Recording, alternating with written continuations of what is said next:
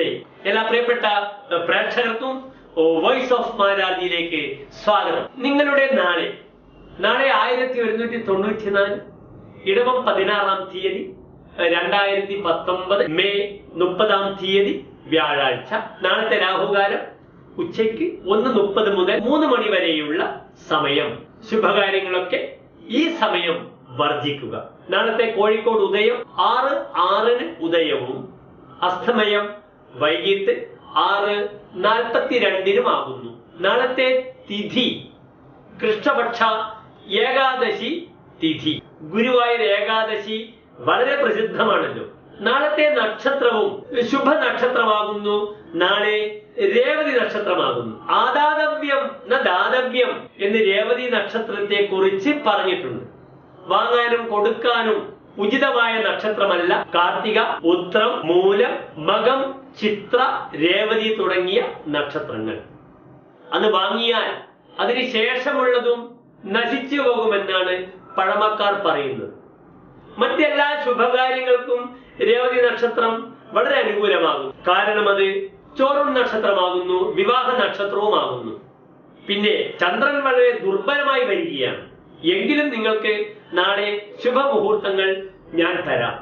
രേവതി നക്ഷത്രത്തിന്റെ അഷ്ടമരാശി കൂറായ തുലാം രാശി, അതായത് ചിത്ര നക്ഷത്രത്തിന്റെ അവസാനത്തെ 30 നാഴിക, ചോതി, വിശാഖം നക്ഷത്രത്തിന്റെ ആദ്യത്തെ 45 നാഴിക രേവതി നക്ഷത്രക്കാർ സ്വീകരിക്കാൻ പാടുള്ളതല്ല. അഷ്ടമരാശി കൂറാകുന്നു. യാത്രയായാലും പുത്തൻ സംരംഭമായാലും ഈ നക്ഷത്രങ്ങളെ ഒഴിവാക്കുക. നാളത്തെ ശുഭമുഹൂർത്തം കാലത്ത് 9:30 മുതൽ 12 മണി വരെയുള്ള സമയം ശുഭകാര്യങ്ങൾക്കായി നിങ്ങൾക്ക് വിനിയോഗിക്കാവുന്നതാണ്.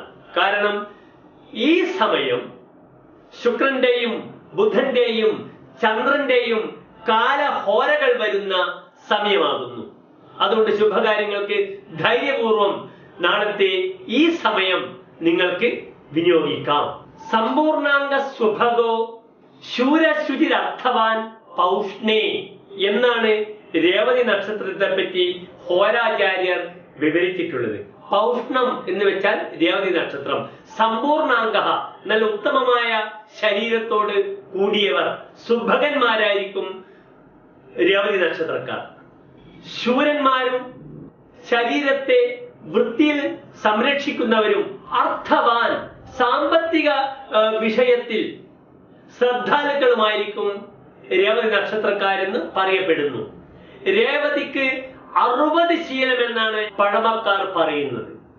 ഒരു ദിവസം തന്നെ പല അവസ്ഥകളിലും മാനസികമായ അവസ്ഥകളിലും നമുക്ക് രേവതി നക്ഷത്രക്കാരെ കാണാൻ കഴിയുന്നതാണ്. അതുകൊണ്ടാണ് രേവതിക്ക് 60 ശീലം എന്ന് പറയുന്നത്. ഇവർ ചഞ്ചല ഹൃദയരാണ്, മാറിക്കൊണ്ടിരിക്കും ഇവരുടെ സ്വഭാവങ്ങൾ. ഒരു ദിവസം തന്നെ നല്ല ഭാഷണപ്രിയരായിരിക്കും രേവതി നക്ഷത്രക്കാർ.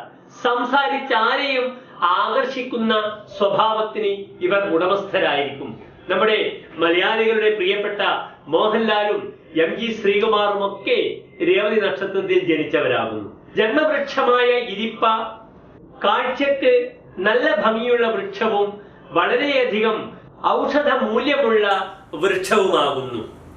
നാളത്തെ നിങ്ങളുടെ പ്രാർത്ഥന രേവതി നക്ഷത്രത്തിന്റെ അധിപനായ ഗ്രഹം ബുധനാകയാൽ നരസിംഹമൂർത്തി മന്ത്രം ജപിക്കുന്നത് നാളത്തെ ദിനത്തിന് നിങ്ങൾക്ക് കൂടുതൽ കരുത്തും ആത്മവിശ്വാസവും തരുന്നതാണ്. ഓം നരസിംഹ മൂർത്തയേ നമഃ എന്ന ആ മന്ത്രം ജപിക്കുക. അല്ലെങ്കിൽ ഉഗ്രം വീരം മഹാവിഷ്ണു ജ്വലന്തം സർവതോമുഖം നൃസിംഹം ഭീഷണം ഭദ്രം മൃത്യോർമൃത്യും നമാമ്യഹം എന്ന നരസിംഹ മന്ത്രവും ജപിക്കുക. അടുത്തുള്ള നരസിംഹ ക്ഷേത്രത്തിൽ പാനകം, തുളസിമാല, പാൽപായസം വഴിപാടായി സമർപ്പിക്കുക.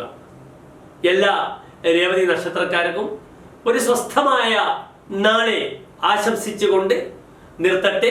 വോയിസ് ഓഫ് മാരാർജി എന്ന നമ്മുടെ ചാനൽ സബ്സ്ക്രൈബ് ചെയ്യുക, ബെൽ ഐക്കൺ അടിക്കുക. നന്ദി, നമസ്കാരം.